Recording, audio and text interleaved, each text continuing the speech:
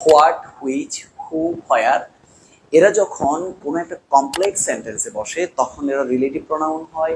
আবার এরা যখন একটা সিম্পল সেন্টেন্সে বসে তখন এরা ইন্টারগেটিভ প্রোনাউন হয়।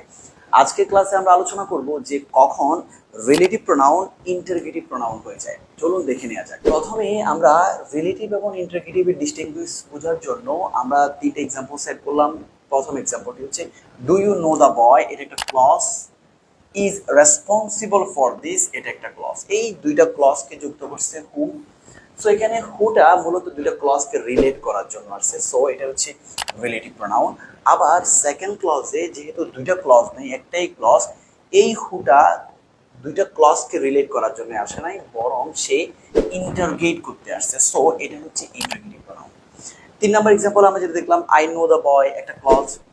হ্যাজ কমিটেড দিস ক্রাইম, দুইটা ক্লজ। এই দুইটা ক্লজকে রিলেট করার জন্য হু আসলো, সো আমরা হুটাকে বলবো রিলেটিভ প্রোনাউন।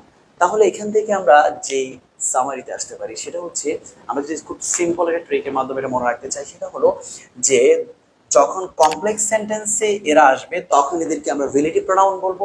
আবার যখন সিম্পল সেন্টেন্সে এরা আসবে তখন আমরা এদেরকে ইন্টারগেটিভ প্রোনাউন বলবো। খুব সহজে দেখে নিলাম কিভাবে একটা রিলেটিভ প্রোনাউন ইন্টারগেটিভ প্রোনাউন হয়ে যায়। আজকে ক্লাস এ পর্যন্ত, পরবর্তী ক্লাসে আবার দেখা হচ্ছে।